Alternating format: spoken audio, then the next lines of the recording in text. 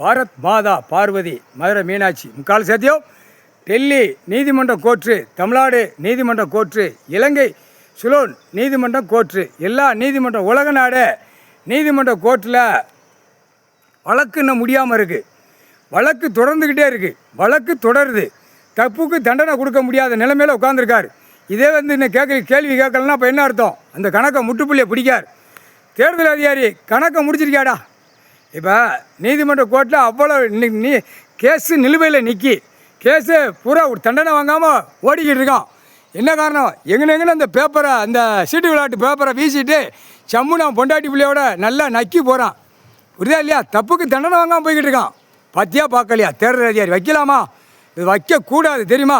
கோர்ட்டில் நீதிமன்றத்தில் எல்லா நீதிமன்றம் டெல்லியிலும் தமிழ்நாடு வரைக்கும் நீதிமன்ற கோர்ட்டில் கேள்வி கேட்கணும். இவ்வளோ தப்பு இருக்குது, எப்படி தேர்தல் வைக்கலாமா? இவ்வளவு கேஸு நிலுவையில் கிடக்கு.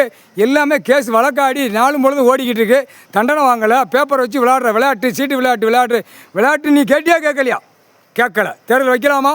கோர்ட்டில் எவ்வளோ நிலுவையில் இருக்குது கேஸு. ஏற்கனவே டெல்லியிலேருந்து தமிழ்நாடு வரைக்கும் கேஸ் கட்டை வெளியே விட்டுக்கிட்டே இருக்காங்க. இவ்வளோ கேஸ் கட்டு இருக்குது, இவ்வளோ கணக்கு இருக்குது. நீதிமன்றம் அந்த தண்டனை வாங்காமல் போகிறான். ஏன் எல்லாம் தப்புக்கு தண்டனை போட்டு நாலு பொழுது ஓடுது. எல்லாம் திகைச்சு போய் நிற்கி நீதிமன்றம் கோர்ட்டு. இப்போ தக்க தண்டனை கொடுக்கணும். தக்க தண்டனை கொடுத்து உள்ளே தூக்கி செயலரில் மாற்றணும். இவன் அரசியல்வாதி என்ன செய்தான்? இப்போ ஒரு உட்காந்துட்டாரு, நம்ம எப்படியும் வாங்கிடுவோம். தேர்தல் அதிகாரி இல்லை, உனக்கெல்லாம் அறிவு இருக்காடா? தேர்தல் அதிகாரிக்கு கொஞ்சமாக அறிவு இருக்கா இல்லையா? எல்லாமே அரசியல்வாதியிலேருந்து கவர்மெண்ட் வேலாக்குற வரைக்கும் தப்பு கணக்கு நீதிமன்ற கோர்ட்டில் வழக்காடுது. 10 வருஷம் 15 வருஷம் 20 வருஷம். என்ன அர்த்தம்? அதான் அவர் சொல்கிறார்ல, தண்டனை 7 செம்மு நான் கொடுக்கல, இந்த செம்மத்தில் தண்டனை கொடுக்க நான் உட்காந்துருக்கேன், மீசையை திருக்கி நான் உட்காந்துருக்கேன் அப்படின்ட்டார். மீசையை திருக்கி நான் உட்காந்துருக்கேன், தண்டனை கொடுக்கணும் அப்படின்னு. அப்போ என்ன காரணம்? நீ நாலு முழுது நீ வச்ச நேர்ப்பில் போக முடியுமா? தூக்கி போட்டு மிதிச்சு போடுவார். பொத்துக்கோ, முக்கால் சத்தியம். உலக நாடு சுற்றி வராரு, தப்பு செய்கிறவனுக்கு தண்டனை கொடுக்கணும் அப்படின்னு. டெல்லியில் அவன் ஒரு பக்கம் கோணப்பேன், அவன் பிரதமர். இல்லை, அவெல்லாம் எவ்வளோ முட்டாள்தனம் தெரியுமா இல்லையாடா? உட்கார்ந்துருக்காரு, தெரியுமா இல்லையா? விளையாட்டா இது? எவ்வளோ பெரிய விளையாட்டு.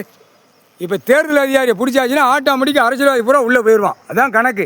இவனை தூக்கி உள்ளே போட்டாச்சுன்னா ஆட்டோமேட்டிக்காக முடிஞ்சு போச்சு கணக்கு. புரியுதா இல்லையா? வைக்கக்கூடாதா? கோர்ட்டில் எவ்வளோ கோர்ட்டு கேஸ் நிலுவையில் எவ்வளோ இருக்குது தெரியுமா? எவ்வளோ இருக்குது?